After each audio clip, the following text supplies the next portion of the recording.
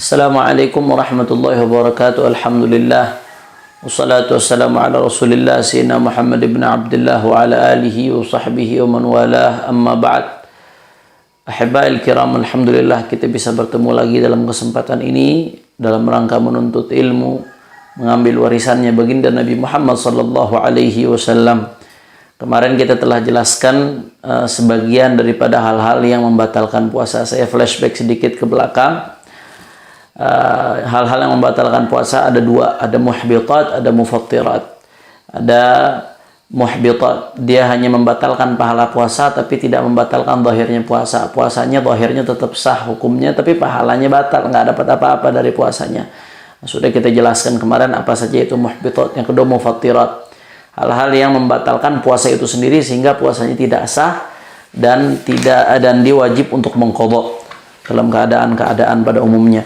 Nah, apa hal-hal yang masuk kategori mufattirat? Yang pertama adalah riddah, murtad.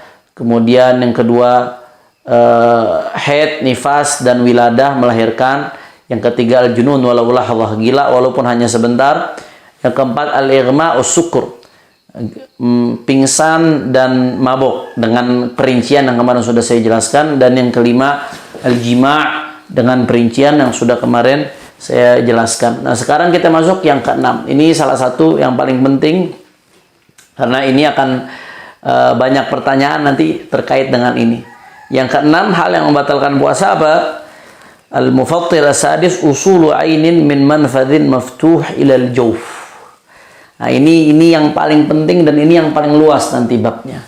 Usulu ainin min manfadhin maftuh ilal jawf. Sampainya ain itu ain adalah sesuatu yang kasat mata, lah athar, ada bekasnya dia, sesuatu yang memang kasat mata, terlihat oleh mata. Beda halnya cuma dengan aroma wangi, misalkan dari minyak wangi, dia sampai ke hidung kita tapi tidak kasat mata, nggak ada bentuknya. Nah, itu tidak dinamakan ain. Ain ay syai' yura bil ain mahsus lahu athar. Nah, itu adalah ain.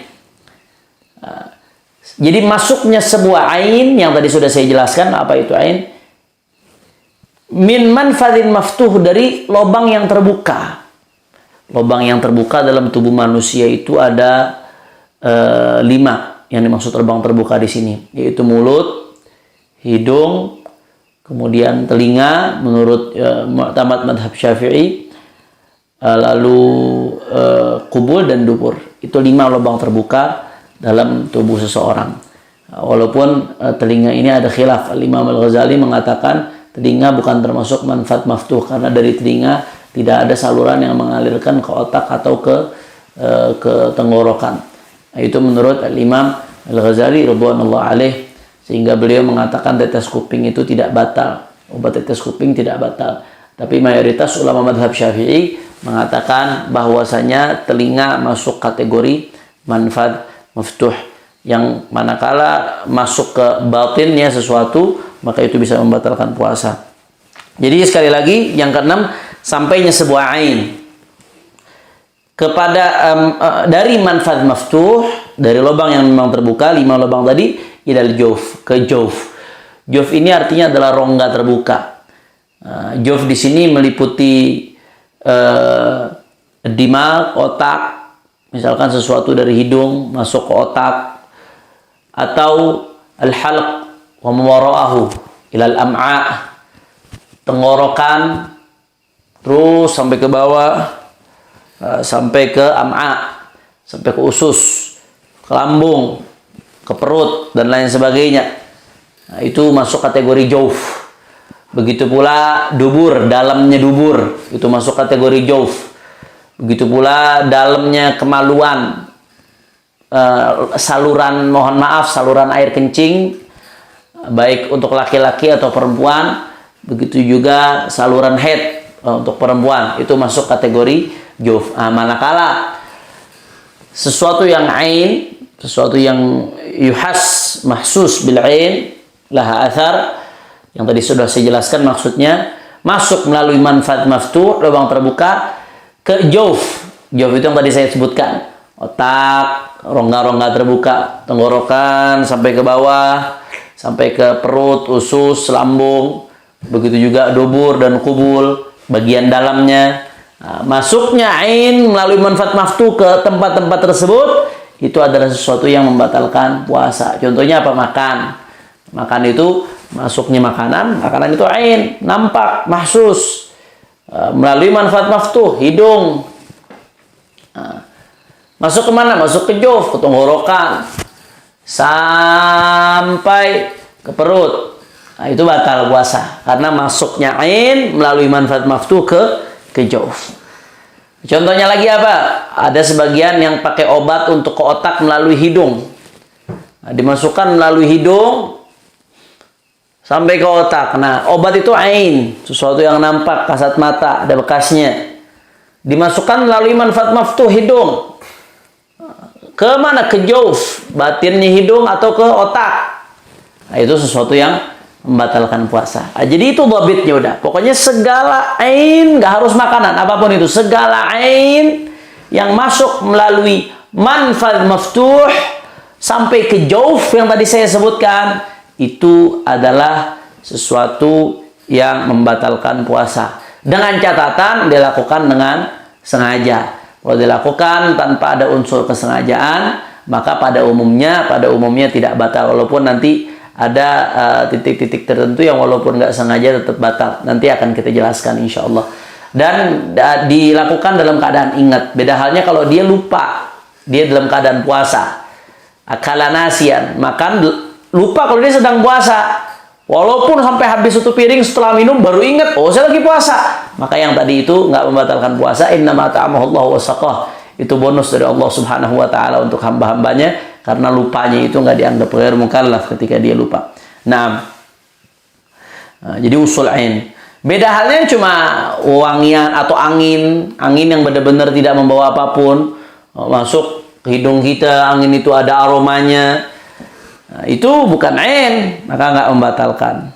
Beda halnya dengan rokok. Kalau rokok ada ainnya, rokok itu ada ain, ada bekasnya rokok itu. Makanya orang yang merokok itu ketika puasa hukumnya batal.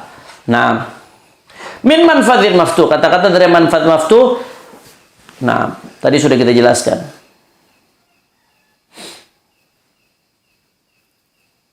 Nah, itu dhabit. Tinggal diterapkan ke semua gambaran-gambarannya. Apapun itu, apapun yang namanya ain, kalau masuk dari manfaat maftuh kepada jawf, maka membatalkan puasa selama tidak dalam keadaan lupa. Nah, mata, bagaimana kalau masuk dari mata? Obat tetes mata misalkan. Mata menurut mu'tamad mazhab Syafi'i bukan termasuk manfaat maftuh. Sehingga andai kata masuk melalui mata, misalkan seperti obat tetes mata, itu menurut pendapat yang mu'tamad tidak membatalkan puasa. Nah, kemudian di sini ada beberapa masalah yang terkait dengan ini. Contoh permasalahan masalah suntik, bagaimana batalkan puasa atau tidak? Silakan cek, saya sudah bahas di salah satu video secara detail. Di situ ada 4 pendapat ulama dalam masalah ini. Ada yang mengatakan batal sama mutlakon, ada yang mengatakan tidak batal apapun keadaannya yang namanya suntik, karena dia bukan dari manfaat maftuh, dibuat lubang itu. Ada yang mengatakan kalau suntiknya ke urat batal. Tapi kalau suntiknya ke daging atau ke otot tidak batal.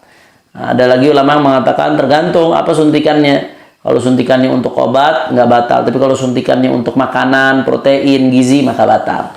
Nah, itu saya sudah jelaskan dalam salah satu video, silakan Anda bisa melihat. Itu termasuk masalah yang berkait dengan ini. Nah, kemudian ada yang sering bertanya, Habib, bagaimana hukumnya orang nelen reak, dahak, mukhamah, balgham? Bagaimana hukumnya orang nelen reak atau dahak? Bagaimana hukumnya? Maka di sini dilihat, ada tafsir. Dilihat. Kalau reak itu sudah sampai ke zahir, jadi reak itu kan diambil dari dalam. Sudah sampai ke zahir, had zahir, batasan zahir, maka batal puasanya kalau ditelan lagi. Dia harus dikeluarkan. Kalau ditelan lagi batal hukumnya. Tapi kalau dia masih di haddul batin, batasan batin, maka tidak batal. Batas zahir, batas batinnya seperti apa? Ulama memberikan kita batasan-batasannya dengan hal yang gampang kita bisa deteksi, yaitu makhrajul huruf. Batas zahir itu kapan? Makhraj huruf ha. Maaf, bukan ha, kha. Makhraj huruf kha. Nah, kita bisa tahu tuh adanya di mana ketika kita bicara kha. Nah, kita tahu posisinya di mana. Nah, kalau reaknya atau dahaknya sudah sampai kha dari luar, kemudian kita telan lagi, maka hukumnya batal. Kalau sudah sampai hak zahir, dia harus dikeluarkan, harus dibuang. Reak atau dahak. Nah, kalau baru sampai kha, kalau udah sampai kha, ditelan lagi, maka hukumnya batal. Kenapa? Karena dia sudah sampai zahir, batasan zahir kha. Nah, beda halnya kalau udah sampai ha besar. Sampai ke makhraj ha, tempat keluarnya huruf ha. Nah, kalau ditelan lagi maka nggak batal. Kenapa?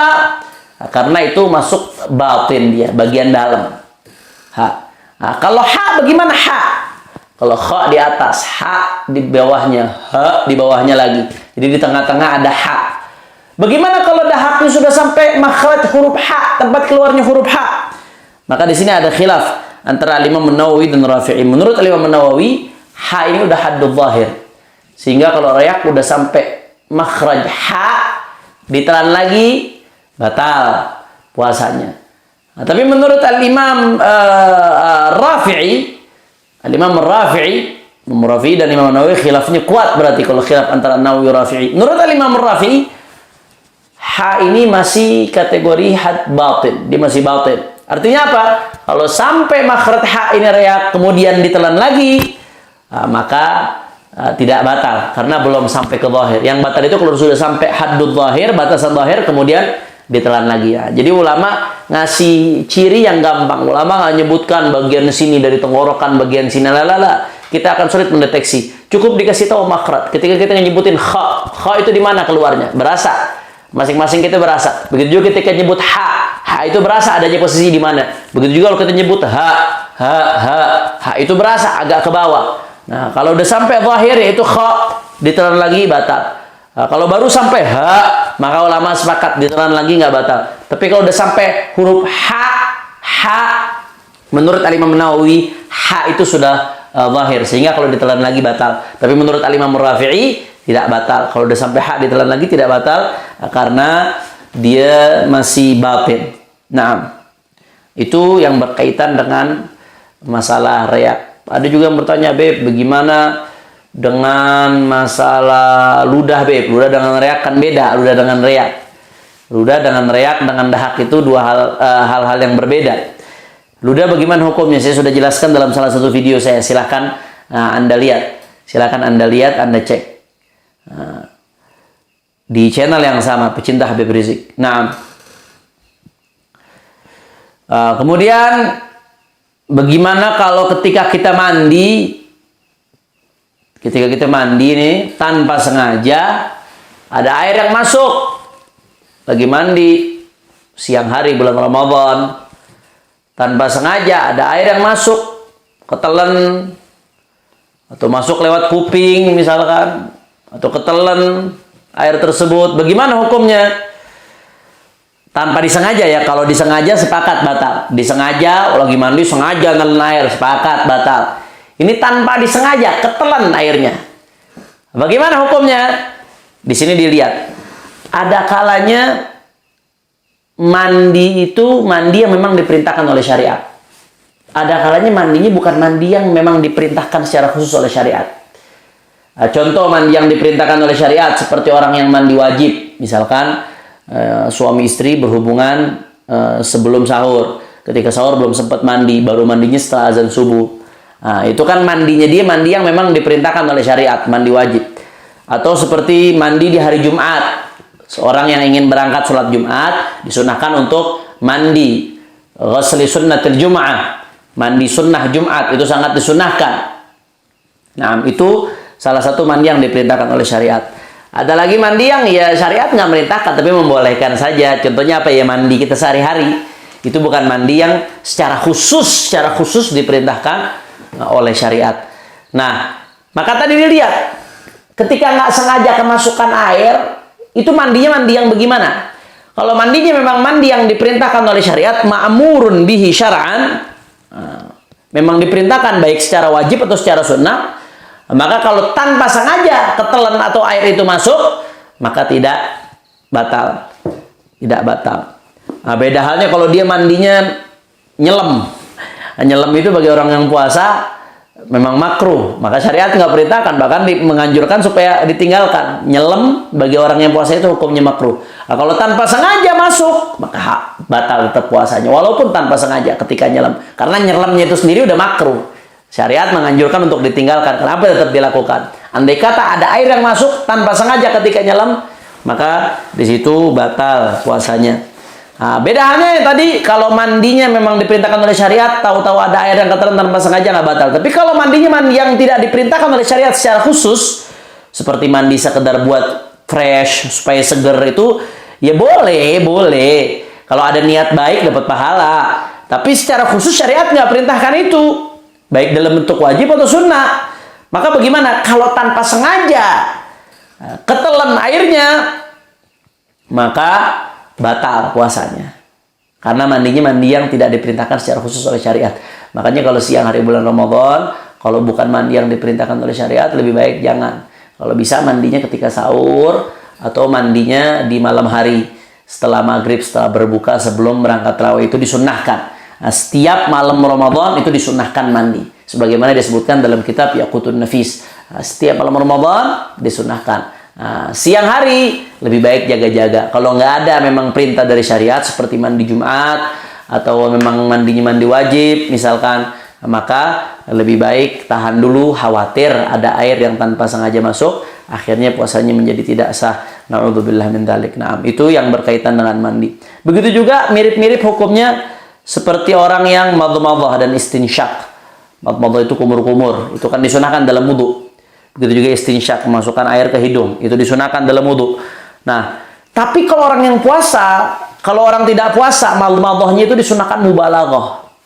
Betul-betul kumur-kumur itu sampai ke dekat tenggorokan, sudah begitu. Mubalaghah, sampai dalam dia kumur-kumurnya. Nah, begitu juga istinsyak, disunahkan mubalaghah sampai ke atas sini. Nah, tapi kalau orang puasa tidak disunahkan mubalaghah. Kumur-kumur itu tetap sunnah, tapi mubalaghahnya tidak sunnah. Jadi kumur-kumurnya sekedar aja. Kalau orang puasa itu ketika wudhu, kumur-kumurnya sekedar saja, tidak perlu berlebihan, tidak perlu benar-benar sampai ke dalam. Begitu juga istinsyaknya, masukkan air ke hidung tadi. Nah, maka bagaimana di sini? Kalau orang lagi wudhu nggak sengaja ketelan, airnya, bagaimana? Apakah batal puasanya? Di sini dilihat. Kalau wudhunya itu madmadhahnya, kumur-kumurnya nggak berlebihan sesuai dengan anjuran syariat, terus tanpa sengaja ketelan, maka tidak batal. Tanpa sengaja ya, kalau sengaja kita bicara sengaja batal jelas. Tapi tanpa sengaja dalam keadaan ketika madmadhahnya dan istinsyaknya tidak berlebihan, sekedar saja, maka andai kata tertelan tidak sengaja. Kenapa? Karena dia melakukan madmadhah sesuai dengan perintah syariat, anjuran syariat. Tapi sebaliknya, kalau madmadhahnya berlebihan itu tidak diperintahkan dalam syariat ketika orang berpuasa, bahkan makruh hukumnya kalau dia berlebihan. Nah, andai kata diumpan madhahnya berlebihan dan kemudian tertelan tanpa sengaja, maka batal puasanya. Nah, karena dia melakukan sesuatu yang tidak diperintahkan syariat, sehingga ketika tertelan tanpa disengaja tetap batal puasanya. Itu yang yang diajarkan di dalam fikih. Nah, mudah-mudahan yang saya jelaskan ini bisa dipahami oleh semua. Jadi ini intinya itu. Intinya yang paling menonjol yang membatalkan puasa al-mufattir adalah wusulu ain, masuknya ain, sesuatu yang terlihat, yang nampak, ila ma yusamma jaufan, ke sesuatu yang disebut jauf yang tadi sudah saya jelaskan, min manfadhin maftuh, dari lubang-lubang yang memang terbuka. Nah, tapi termasuk yang dikecualikan oleh para ulama kalau ada debu yang masuk, debu di jalan, misalkan dia naik motor di jalan, jalannya berdebu, kemudian akhirnya tanpa disengaja debu itu masuk, sulit untuk dihindari, maka itu tidak batal. Walaupun sebenarnya itu ain, debu itu ain, nampak masuk ke jauf dari manfaat maftuh, tapi di situ dimaafkan dan tidak batal puasanya karena sulit untuk dihindari.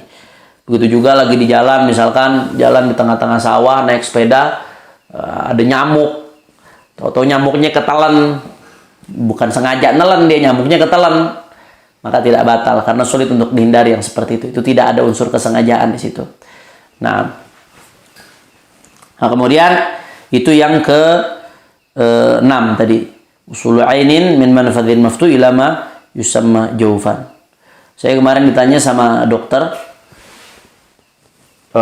yang menangani corona, bagaimana hukumnya ketika orang lagi puasa diperiksa untuk corona, jadi dimasukin kapas itu dimasukkan ke hidung, dan kapas itu juga dimasukkan ke mulut, tapi dimasukkan ke mulutnya katanya tidak sampai ke amandel, dia sebelum amandel kalau dari luar. Di hidung juga masukannya di lubang hidung di sini, sampai mentok lubang hidung. Maka bagaimana? Ulama mengatakan memasukkan sesuatu itu kalau selama masih di zahir maka tidak batal. Kalau udah sampai ke batin batal.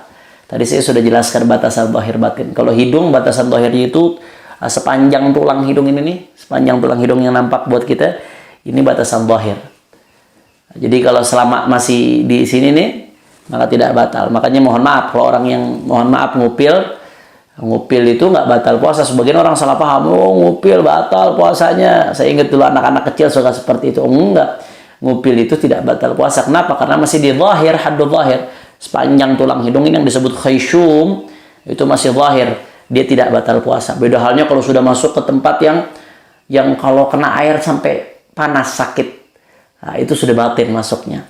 Makanya saya katakan ke dokter tadi, kalau dia masih di zahir, kalau hidung masih sebatas tulang hidung ini, maka tidak batal karena masih zahir.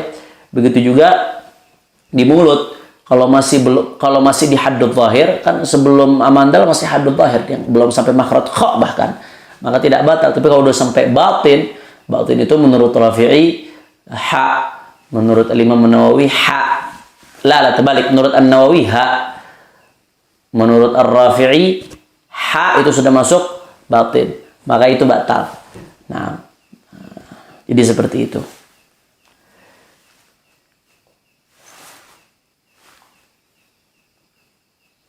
Nah, itu yang ke-6. Kemudian yang ke-7 al-mufattir as-sabi' al-istibna. Itu mengeluarkan mani. Mengeluarkan mani hukumnya batal. Orang yang mengeluarkan mani baik dengan tangannya sendiri, dan itu haram termasuk dosa, na'udzubillah min dzalik, atau menggunakan tangan istrinya. Aslinya kalau tidak dalam keadaan puasa mengeluarkan mani dengan tangan istrinya boleh-boleh saja. Ini hukum, mohon maaf, dengan tangan istrinya boleh-boleh saja. Dengan tangan sendiri hukumnya haram, tidak boleh. Nah,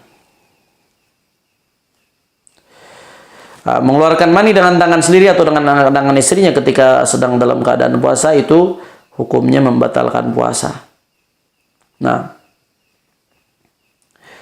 lalu bagaimana hukumnya kalau orang keluar mani dia nggak mengeluarkan, cuman karena dia mungkin lemah syahwat atau bagaimana, gara-gara melihat saja sudah batal, atau gara-gara membayangkan sesuatu saja, mohon maaf bukan batal, gara-gara melihat saja sudah keluar mani, atau gara-gara membayangkan sesuatu saja sudah keluar mani, atau gara-gara menyentuh sesuatu, dia nyentuh sesuatu karena syahwat keluar mani, maka bagaimana? Di sini dilihat. Nah, dijelaskan di sini.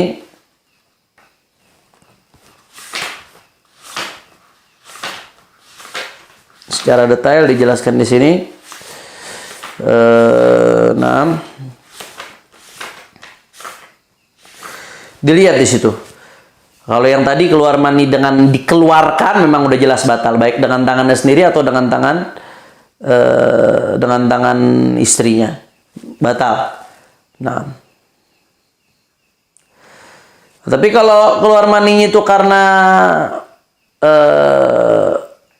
tanpa ada mubasyarah, maksudnya tanpa dikeluarkan, bukan tanpa mubasyarah, tanpa dikeluarkan. Misalkan karena dia bersentuhan dengan orang lain, tahu-tahu karena lemah syahwat langsung keluar. atau karena berciuman, atau karena yang lainnya, lemah syahwat, tahu-tahu keluar. Maka bagaimana hukumnya? Di sini dilihat dulu. Di sini dijelaskan dalam kitab I'anatul Talibin. Nah, dilihat dulu. Dia karena sebab bersentuhan dengan apa? Kalau dengan bersentuhan dengan hal yang memang kharij an tiba'is salimah. Dia keluar dari manusia normal.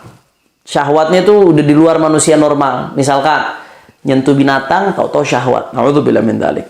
Atau nyentuh sesama jenis syahwat. Naudzubillah min dzalik.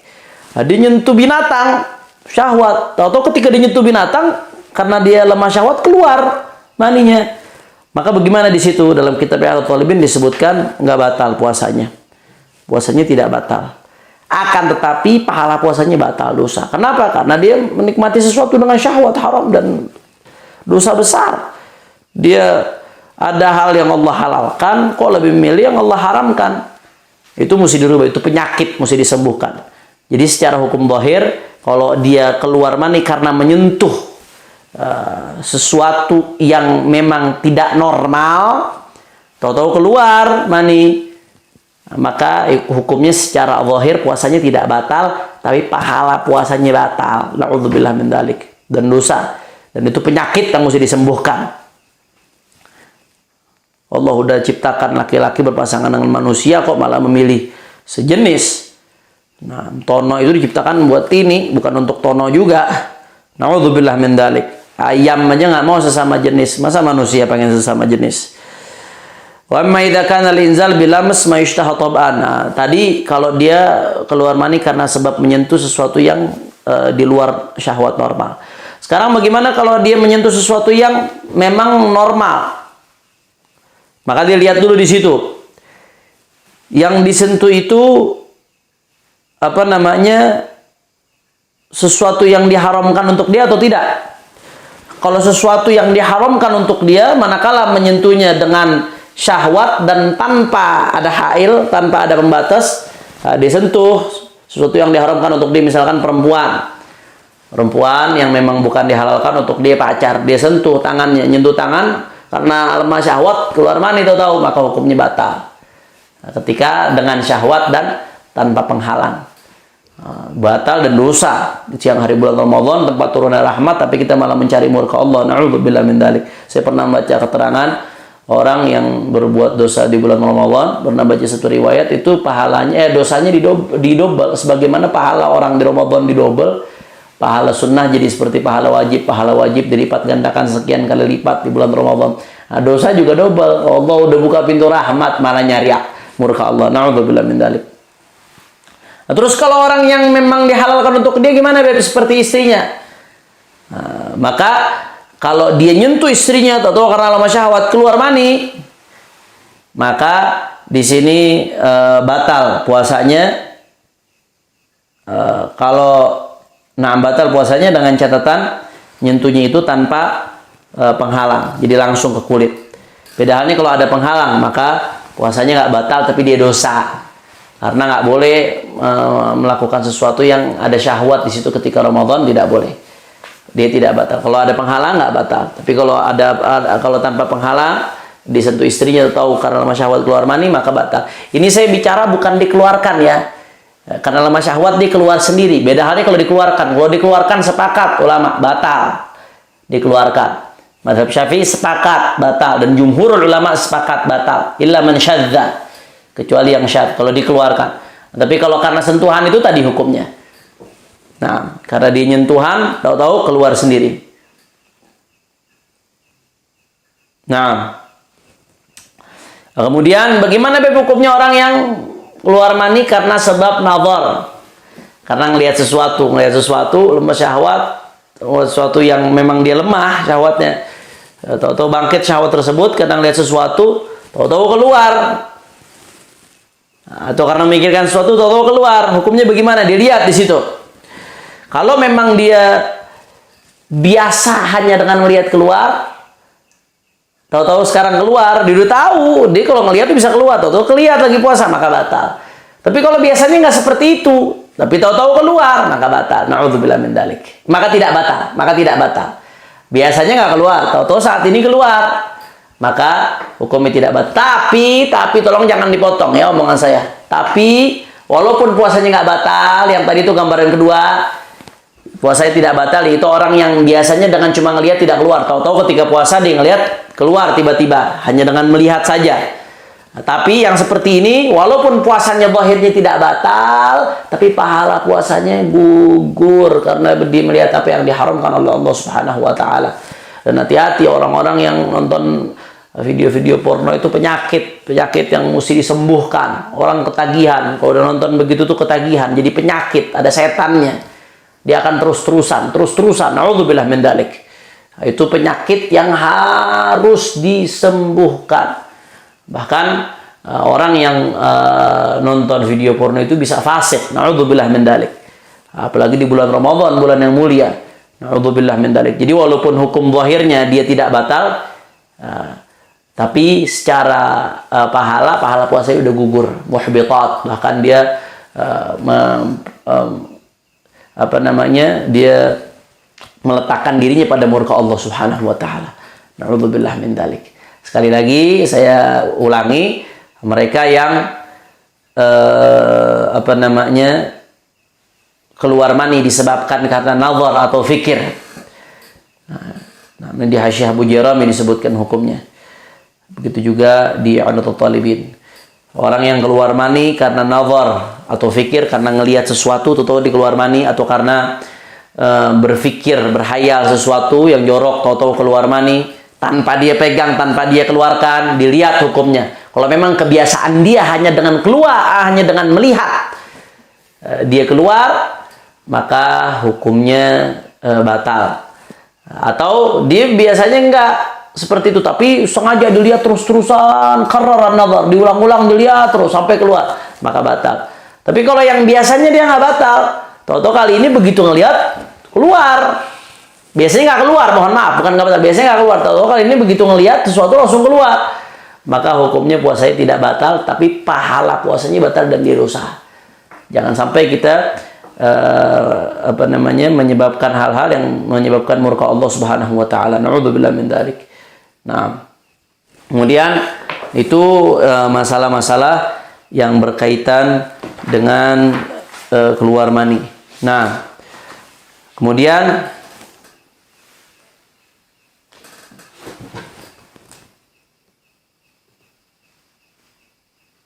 bagaimana hukumnya kalau mencium istri lagi puasa? Tergantung. Kalau menciumnya menyebabkan syahwat, itu hukumnya haram. Nah, di sini di puasa wajib ya. Kalau menciumnya dengan syahwat, maka hukumnya haram, walaupun istri sendiri nggak boleh. Akan tapi kalau dia nggak menggerakkan syahwatnya, maka hukumnya makruh. Makruh, tapi tidak membatalkan puasa dia. Kecuali kalau menciumnya itu menyebabkan inzal, menyebabkan keluar mani, maka batal puasanya. Tapi kalau hanya menggerakkan syahwat saja, hukumnya haram, dosa, tapi tidak batal. Kalau tidak menggerakkan syahwat, hukumnya makruh. Kemudian yang kedelapan, yang menyebabkan batalnya puasa adalah al-istiqa'ah. Al-istiqa'ah ini artinya talab wa ta'ammudu khurijil qai', sengaja mengeluarkan muntah. Muntah itu nggak membatalkan puasa, tapi kalau sengaja dikeluarkan, hukumnya membatalkan puasa. Muntah tidak batalkan puasa, manakala tanpa disengaja. Tapi kalau sengaja dibuat muntah, dikorek-korek supaya muntah, atau sengaja cari bau yang bikin dia enak supaya muntah, itu membatalkan puasa. Walaupun cuma sedikit, kalau sengaja dikeluarkan, batalkan puasa. Nah, tapi kalau nggak sengaja, walaupun nggak sengaja, andai kata nggak sengaja, maka bagaimana? Muntah nggak sengaja, ya dia nggak batal, tapi jangan sampai dengan syarat, jangan sampai ada yang ketelan lagi dari muntahnya. Kalau ada muntah yang ketelan lagi, maka batal hukumnya. Jadi muntah itu nggak membatalkan puasa kalau tidak disengaja, dengan catatan tidak ada yang balik lagi. Kalau ada yang balik lagi, maka batal. Kalau ada yang balik lagi, batal. Makanya habis muntah itu wajib untuk kumur-kumur dibersihkan. Kumur-kumur dibersihkan supaya tidak ada najis di mulut kita, karena muntah itu najis. Sehingga habis muntah wajib alaihi an yarsilahu. dia cuci, dia kumur-kumur, bahkan yubaligh fil madmadah, bahkan nggak apa-apa mubalaghah. Kalau tadi dalam wudu nggak boleh mubalaghah, tapi dalam bersihkan muntah nggak apa-apa mubalaghah. Sampai semua yang ada di haddul zahir, yang ada dalam mulutnya ini, dari amandel sampai mulutnya, semuanya ini supaya bersih semuanya. Bahkan kalau dalam keadaan dia kumur-kumur untuk bersihkan muntah, atau setelah kumur-kumur ada nggak sengaja air yang ketelan, maka nggak batal. Tanpa sengaja ya, air yang dipakai kumur-kumur untuk bersihkan muntah ketelan nggak sengaja. Kenapa? Karena kumur-kumurnya itu diperintahkan oleh syariat. Bahkan mubalaghahnya diperintahkan oleh syariat dalam hal ini. Nah, mudah-mudahan yang saya sampaikan ini bisa jelas, dan kita tahu hal-hal yang membatalkan puasa ini tujuannya untuk apa? Supaya kita bisa menghindari hal-hal tersebut, dan supaya puasa kita betul-betul sah dan diridhoi oleh Allah Subhanahu wa taala. Kalau saya ada salah-salah kata, mohon diluruskan, mohon diberikan kritik dan saran, dan mudah-mudahan apa yang saya sampaikan ini bermanfaat. Hadani Allah wa iyyakum ila siratal mustaqim. Wal afu minkum. Assalamualaikum warahmatullahi wabarakatuh.